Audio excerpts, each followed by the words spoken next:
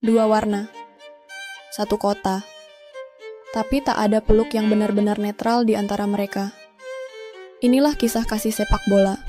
Dari jantung Milan yang terbagi oleh garis yang tak terlihat, namun dirasakan oleh jutaan napas setiap minggunya. Dengarlah desir angin dari utara kota Milan. Ia menyusup di antara tembok-tembok tua, melewati katedral Duomo yang menua, dan berhenti tepat di kaki Sang Madonnina. Patung kecil perawan suci yang berdiri anggun menatap dua sisi, yang saling mencintai dalam bentuk paling purba dari kebencian. Ini bukan hanya tentang dua klub, ini bukan sekadar tentang kemenangan dan kekalahan. Ini adalah tentang dua jiwa yang sejak awal memang ditakdirkan untuk saling menolak namun tak bisa hidup tanpa kehadiran satu sama lain. Kita bahas di kisah kasih sepak bola. Ada sebuah kota yang berdiri di atas gegap gempita dan kebudayaan yang arsitekturnya menjulang seperti doa-doa tak terucap. Milan namanya. Kota fashion, kota bisnis, dan juga kota yang jantungnya berdetak dengan ritme yang aneh. Ritme dari si kulit bundar yang tak pernah lelah berputar. Dan di sanalah berdiri dua entitas abadi, Internazionale dan Milan. Dua klub yang berbagi rumah yang sama, San Siro, namun tak pernah mau berbagi ruang hati yang serupa. Derby di Milano, begitulah orang menyebutnya. Namun yang lebih dalam, lebih sakral, dan lebih lokal, penduduk setempat menyebutnya dengan sebutan yang tak sembarang, Derby della Madonnina. Bukan tanpa alasan. Di atas katedral termegah di Italia, terdapat sebuah patung kecil berlapis emas, perawan Maria, Sang Madonnina. Ia menjadi simbol harapan, perlindungan, dan dalam sepak bola, ia menjadi saksi dari ratusan malam yang tak pernah damai setiap kali biru dan merah saling menyapa. Madonnina tak pernah bersuara, namun ia melihat semuanya. Dari zaman Mussolini, hingga zaman ketika nama-nama seperti Ibrahimovic dan Lautaro menjadi nyanyian di jalan-jalan sempit Milan. Setiap langkah menuju San Siro adalah doa yang berubah jadi seruan. Dan setiap sorakan bukan hanya perayaan, tapi juga bentuk lain dari pelampiasan sejarah yang belum selesai. Karena ini bukan cuma laga. Ini adalah panggung perasaan tempat memori bercampur dengan dendam, dan warna menjadi lebih dari sekadar simbol kain, melainkan representasi dari cara pandang hidup. Bayangkanlah malam menjelang derby. Langit menggantung seolah menunggu satu letupan. Di satu sisi, merah dan hitam rossoneri, di sisi lain, biru dan hitam nerazzurri. Tapi bukan cuma jersey yang bicara, melainkan wajah-wajah yang membawa beban masa lalu. Generasi demi generasi tumbuh dengan satu keyakinan. Aku mendukung yang benar, dan yang lain adalah musuh. Namun musuh bukan berarti tak dicintai. Musuh dalam konteks ini adalah cermin. Mereka yang berbeda, namun justru melengkapi. Inter tanpa Milan bukanlah derby. Milan tanpa Inter hanyalah tim kota biasa. Tapi bersama, mereka adalah sejarah. Dan sejarah itu telah melintasi lebih dari satu abad. Ratusan pertandingan, puluhan gelar, ribuan nama, dan jutaan air mata. Apa yang membuat Derby della Madonnina berbeda dari derby-derby lainnya di dunia? Jawabannya bukan angka. Bukan statistik. Tapi rasa. Rasa ketika seorang anak berumur 5 tahun diberikan jersey pertama oleh ayahnya. Rasa ketika seorang ibu yang tak menyukai sepak bola menangis karena suaminya marah setelah kalah derby. Rasa ketika kau tahu satu kemenangan atas tetanggamu lebih nikmat daripada trofi paling mahal sekalipun. Inilah alasan mengapa derby ini tak bisa ditulis seperti berita biasa. Ia harus dituturkan seperti legenda. Dengan ritme yang lambat, dengan kalimat yang panjang, dengan perasaan yang padat. Karena setiap orang Milan memiliki kisahnya sendiri tentang derby ini. Dan semua cerita itu, entah bagaimana, bermuara pada satu tempat, Sang Madonnina yang tak pernah memilih warna. Namun bagaimana semua ini bermula? Siapa yang pertama kali menggores garis pemisah itu? Mengapa satu kota bisa sedemikian terbelah oleh dua bendera yang saling melambai dari ujung yang berlawanan?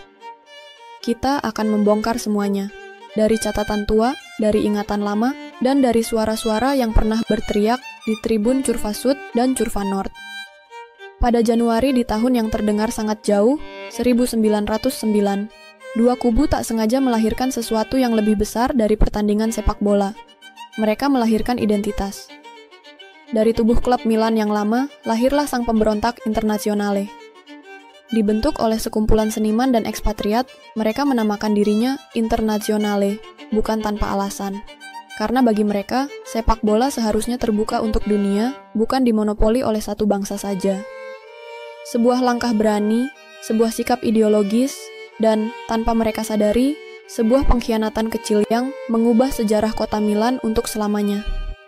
Dan sejak saat itu, setiap kali Inter dan Milan saling menatap di atas lapangan, itu bukan hanya soal siapa yang mencetak gol lebih dulu, tapi juga soal siapa yang mewakili siapa. Di masa-masa awal, perbedaan keduanya begitu jelas, seperti perbedaan antara opera dan kereta api malam. Milan, dengan lambang merah dan hitam, merupakan suara dari kelas pekerja, para buruh logam, para kuli pabrik, orang-orang yang tangannya hitam karena oli, dan dompetnya tipis karena pajak. Sementara Inter, si biru hitam elegan, berteman dengan kaum elit, para pengusaha, bankir, dan anak-anak dari jalanan dengan lampu-lampu mahal. Di tribun Stadion San Siro pada masa itu, kau bisa menebak siapa yang mendukung siapa hanya dari cara mereka datang.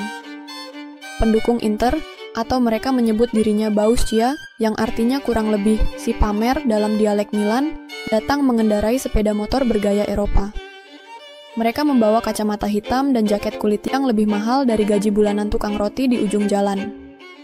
Sementara para kasyafit, julukan bagi fans Milan, yang secara harfiah berarti obeng, berdatang dengan langkah berat, menumpang tram atau berjalan kaki. Mereka tak mengenal gaya, yang mereka tahu hanyalah kebanggaan bahwa klub mereka adalah suara rakyat. Namun zaman terus berjalan, dan sejarah selalu tahu cara mengejek stereotip. Hari ini perbedaan kasta itu telah mencair. Kau bisa lihat CEO mendukung Milan, dan buruh migran meneriakan nama Inter. Kapitalisme dan globalisasi menghapus batas, namun rasa dalam derby ini tetaplah terasa kuno dan murni. Karena meskipun mobilnya berbeda, meskipun nama sponsor di jersey mereka berubah tiap musim, yang tak pernah berubah adalah semangat untuk mengalahkan yang lain. Dalam satu musim Serie A, kedua tim ini bertemu paling tidak 2 kali. Namun bukan hanya Serie A yang menyatukan dan memisahkan mereka.